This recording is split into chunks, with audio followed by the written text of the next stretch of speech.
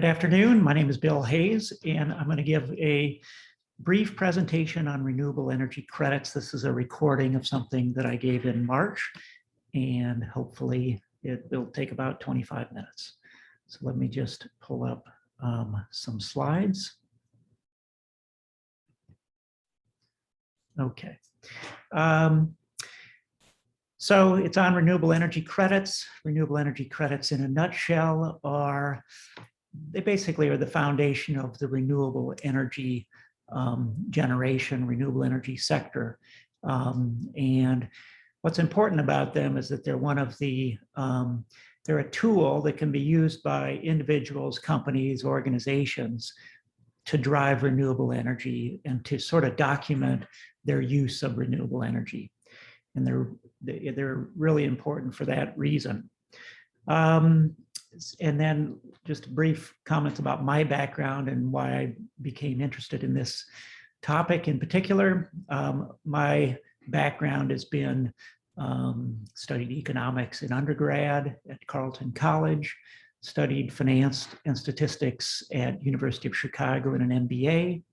And then I spent about 25 years or so, 30 years, working in the different markets in business, where I worked at Fitch Ratings looking at the international side of things, basically got involved in all kinds of commodity markets. And when I left that business about 5 years ago and became interested in what could be done with regard to climate change and how individuals, businesses could reduce their carbon footprint, I naturally became interested in the renewable energy market, which is what RECs are. And anyway, that's purchasing renewable energy credits, which is purchasing renewable energy, is one of the most cost-effective ways to reduce your carbon footprint and drive new renewable generation. So that's why it's important. So this is what I was going to cover in perhaps 25 minutes. One, how are RECs and how do they work? Just the basics. Secondly, how REC ownership determines who are the users of renewable electricity and whose carbon footprint was reduced. Thirdly, how REC purchases drive new renewable generation in the future. So it's not just documenting that you have a valid claim to something that happened in the past, but it actually drives new generation in the future.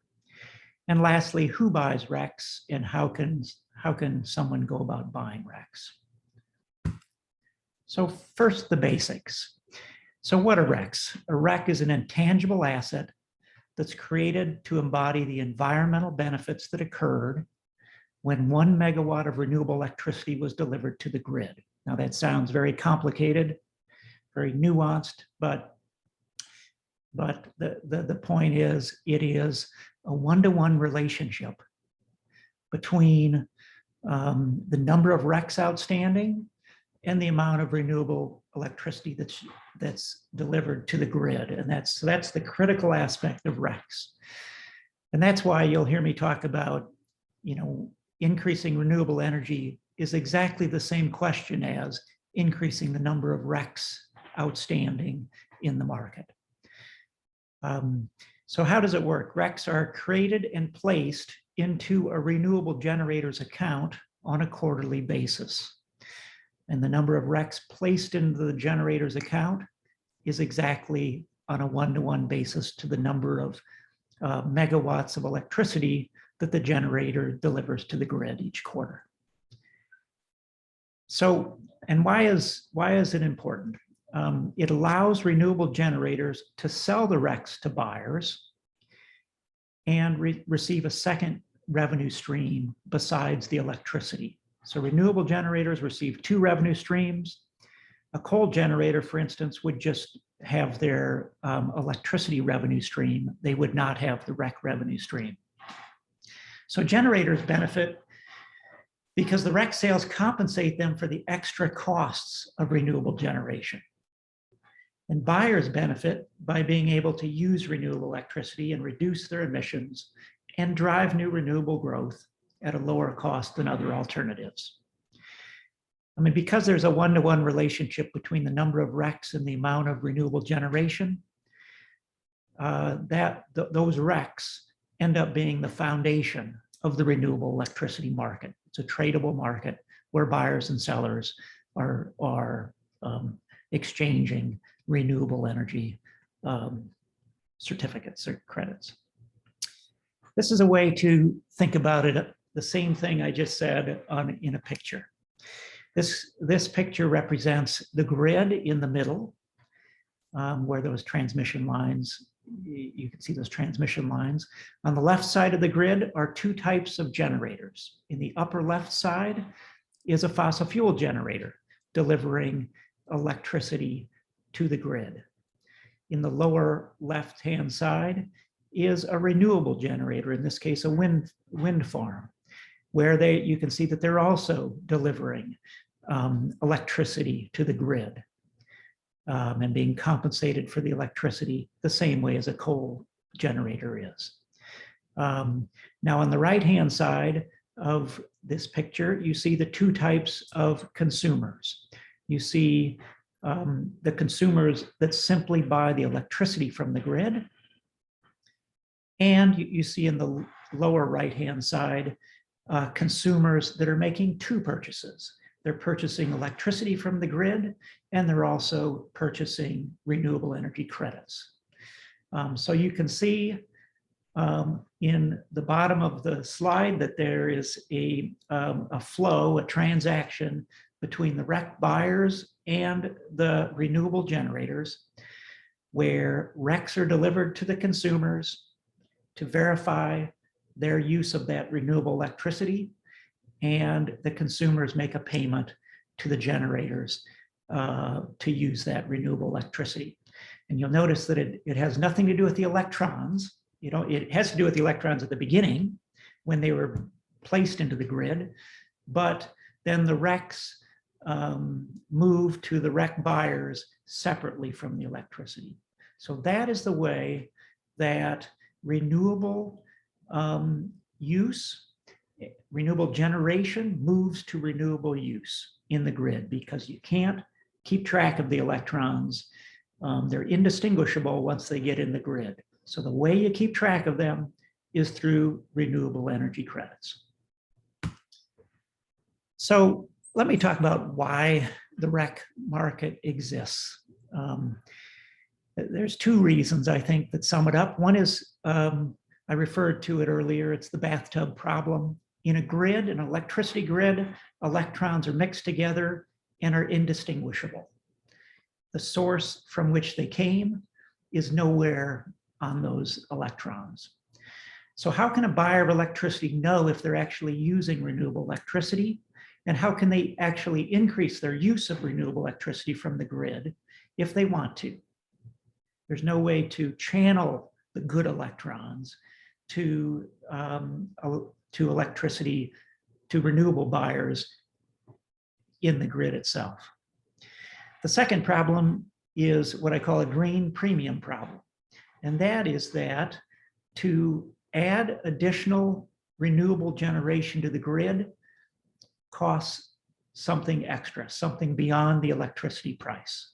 And the question is, who is going to make the payment to the renewable generator, to the potential renewable generator, to incentivize them to build the next windmill? The solution is that RECs allow any buyer in any location who is motivated to use renewable electricity and reduce their carbon footprint a way to compensate generators for the extra cost of that zero carbon generation.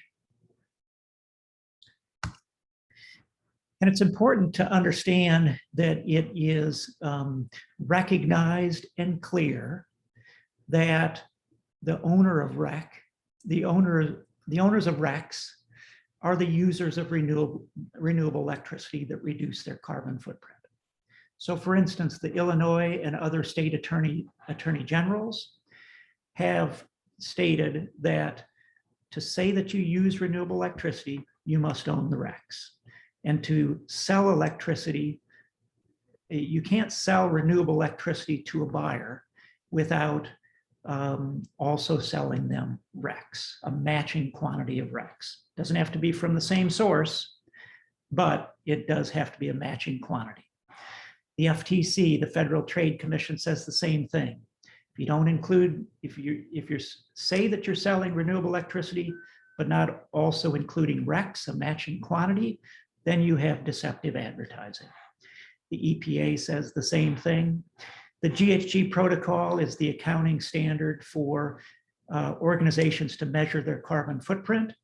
They say the same thing, which is that if you purchase RECs, that matches your electricity consumption, then the carbon emissions from the electricity consumption will be offset and matched by that renewable energy credit. And then the US Green Building Council is another example in that their LEED certification, to get the highest level, to get platinum, you need to use the renewable electricity from your building, and that can be done by purchasing RECs. And I found that firsthand when I was on the board of Sunset Ridge School, elementary school in Northfield, and we had solar panels on our building, 100% equal to our consumption. We generated as much electricity as we did our consumption, not at the same time, but on average, it was matched 100%. That was the design of it. And we wanted LEED platinum for this building. And we had LEED platinum all set up, but then when they discovered that we sold the RECs to the state of Illinois in order to make the solar panels economical, the LEED certification was withdrawn. We weren't eligible for it anymore because we sold those RECs. But we wanted to be LEED platinum. So we went to them and said, if we purchase RECs separate from our solar RECs, we go and purchase lower cost wind RECs in the market, can we get LEED platinum? And they responded that yes, the key thing is that you own RECs matching your consumption. And if you purchase those separately, we will again be eligible for LEED platinum. So we did that. So all these accounting and legal standards are confirming the same thing. RECs are critical to the use of renewable electricity and are also critical for reducing your carbon footprint. So now let me move to the next part, which is, does a purchase of a REC drive new generation in the future? And the answer is yes, but it moves from the legal and accounting standards to the discipline of economics and how markets work and how does an increase in demand drive new supply. And the key things to remember on this, and I'm not going to be able to go into this in too much detail, but some key points to remember is that there's a one-to-one relationship between REC purchases and renewable generation, as I mentioned before, at every point in time. Therefore, it's literally impossible to not increase the number of REC purchases without also increasing the amount of renewable generation. It just can't be done. It's a one-to-one relationship. So if more people try to purchase RECs, then it will drive new renewable energy. And why does that occur? It's basic economics 101. New demand causes new supply to be built. And the way this happens, the reason that this happens, that new demand causes new supply to be built on a one-to-one basis, is that market prices move to whatever level is needed to attract enough supply to match that demand one-to-one. And it happens in every market in the world, and it's the basis of economics. Now, here I'd like to move to a chart that I think will help to explain this economic concept. and particularly how it works with regard to the electricity market, where generators are receiving both an electricity price and a REC price, which I mentioned before. So this is a chart that lists these green bars going across from left to right. Each of those green bars is meant to represent a potential renewable generator. And so, each bar is a renewable generator. Perhaps there's 25 different generators on this chart. And the height of the bar represents the price at which each of those generators would decide to build their new renewable generation. So for instance, the x-axis on the left is the price in megawatts per hour at which each of those generators would choose to go forward. And it's lined up in order of how competitive they are, how willing they are to build their generation.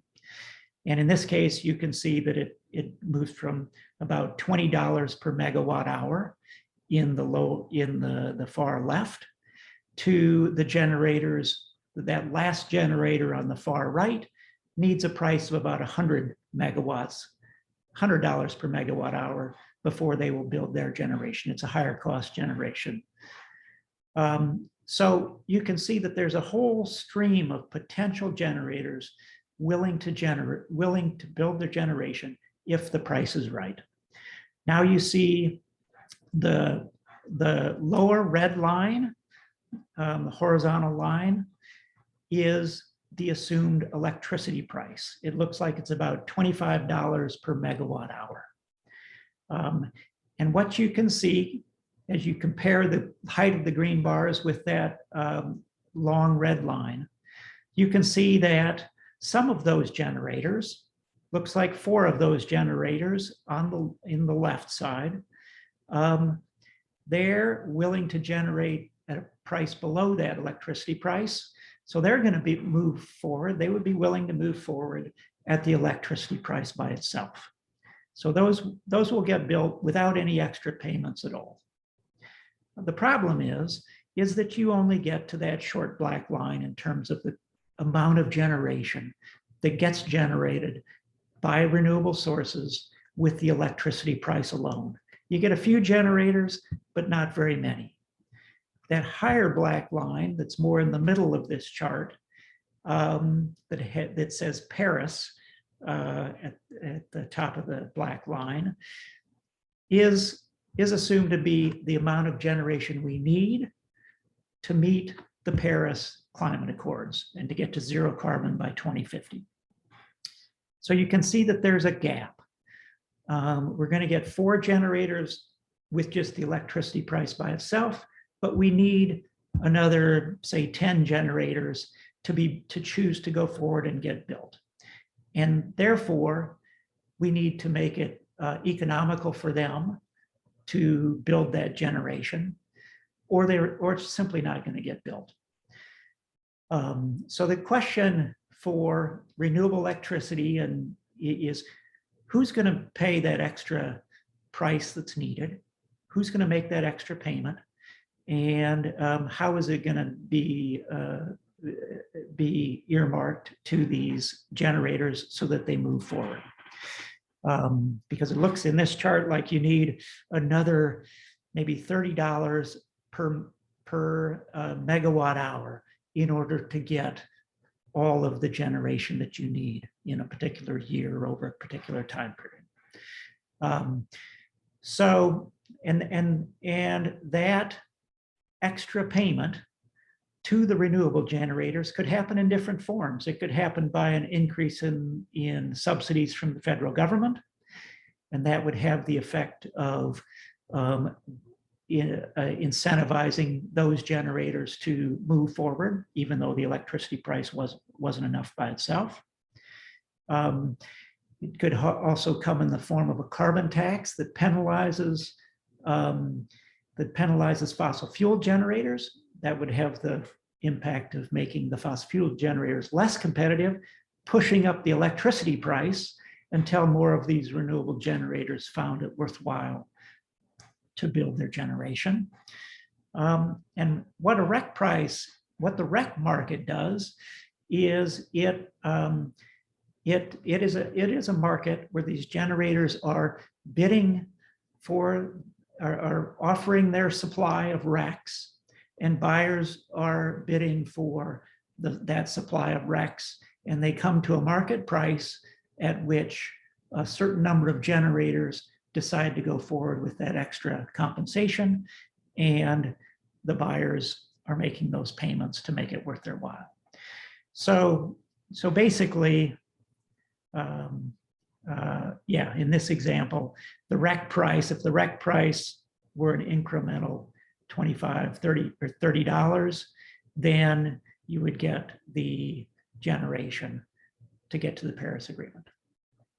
And this is nothing more than a supply and demand curve that you see in basic economics. You see the upward sloping supply curve, which is generators of whatever production you're talking about, and their willingness to supply larger and larger amounts as the price goes up.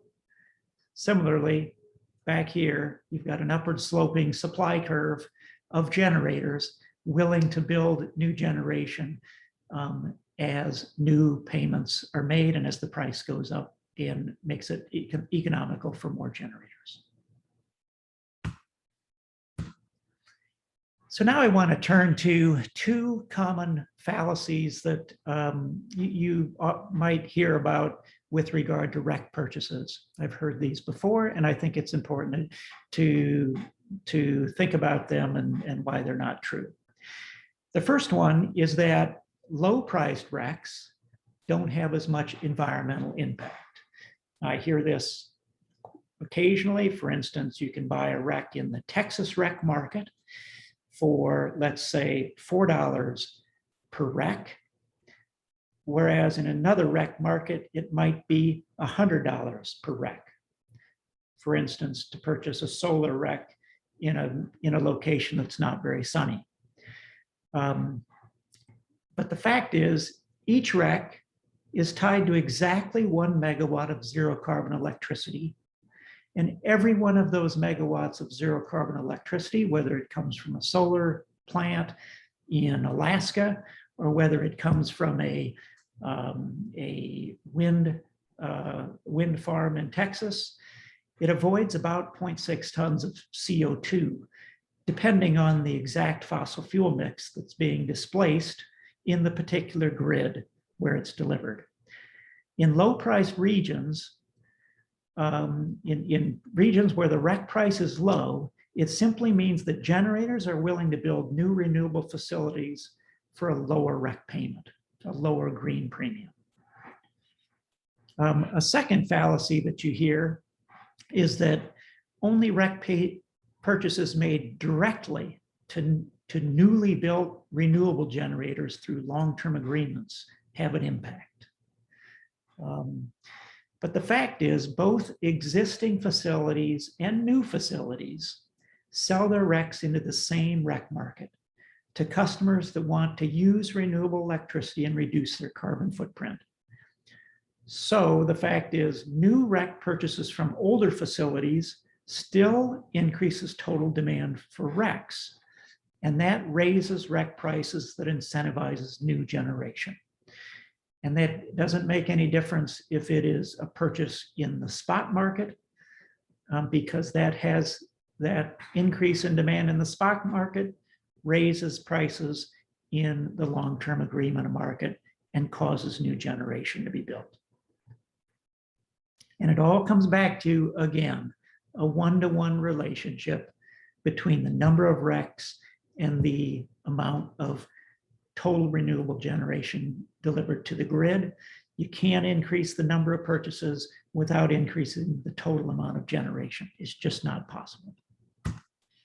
So let me turn now to the last point, which is who bought RECs? And I'm using 2020. So in 2020, there were 549 million RECs purchased, and that matched one-to-one the 549 million megawatt hours of renewable generation delivered in that year. And I'm speaking of, and RECs are really mostly solar and renewable. I mean, solar and wind. So I'm referring to generation from those sources primarily. Most of those 549 million RECs were bought under state renewable portfolio standards, 357 million of them. So for instance, Illinois' renewable portfolio standard purchased 2 million RECs in 2020, which totaled 9% of total ComEd and Ameren electricity deliveries. So in other words, 9% of Illinois', if you consume electricity from ComEd in 2020, 9% of that consumption was renewable, because 9% of it was matched by renewable generation. The rest of the RECs in 2020 were bought in what's called the voluntary markets by companies, municipalities, and individuals. And some examples of these are Evanston. Their green aggregation program bought 130,000 RECs to cover their residents' electricity use in 2020. Of course, that 130,000 RECs was matched by precisely 130,000 megawatt hours of renewable electricity delivered to the electricity grid. In their case, it was all wind RECs. In Northwestern University's case, they bought 100,000 RECs in 2020, which matched 40% of their electricity use. And again, 100,000 RECs were matched by precisely 100,000 megawatt hours of renewable electricity added to the grid. And in that case, it was also all wind, megawatt hours from wind.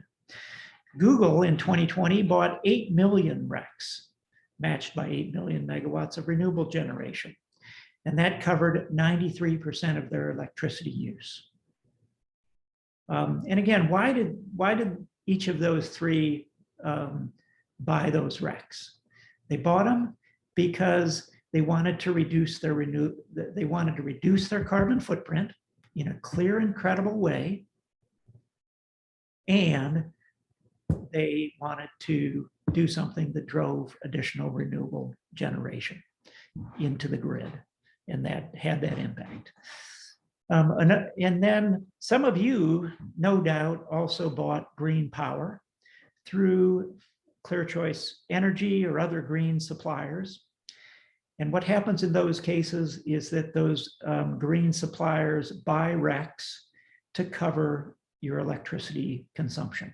They basically match the RECs to the deliveries so that it's a one-to-one relationship in terms of number of RECs matching your consumption, which means the number of megawatt hours delivered into the grid would match your consumption as well. So in just a comment about the prices of RECs. Most voluntary purchases are made in lower cost markets such as Texas.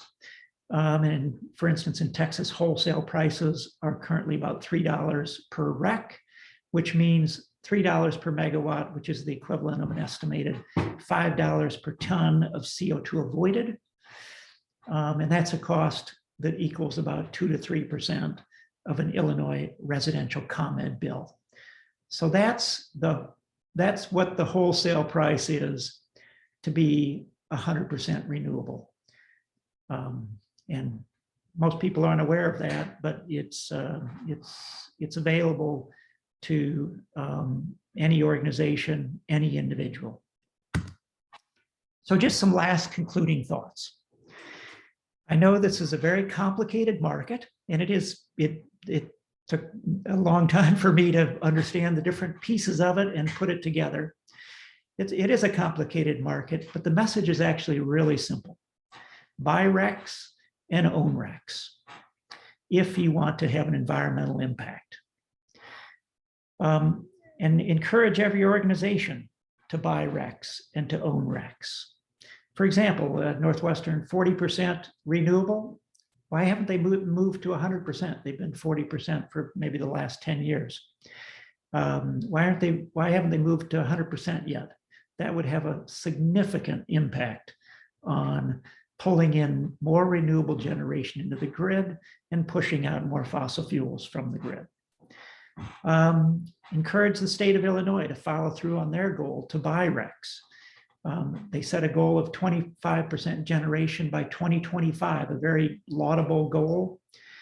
And the problem is they have not followed through on that commitment. They're currently at 9%, at least they were in 2020. I know they have a commitment to increase that and to catch up to the 25% by 2025, but you should, encourage them to seriously follow through on that. And the last thing to remember through all of this complexity is that every additional REC purchase is an additional megawatt of generation. And that's because it's a one-to-one relationship. It can't happen otherwise. So hopefully that's clear.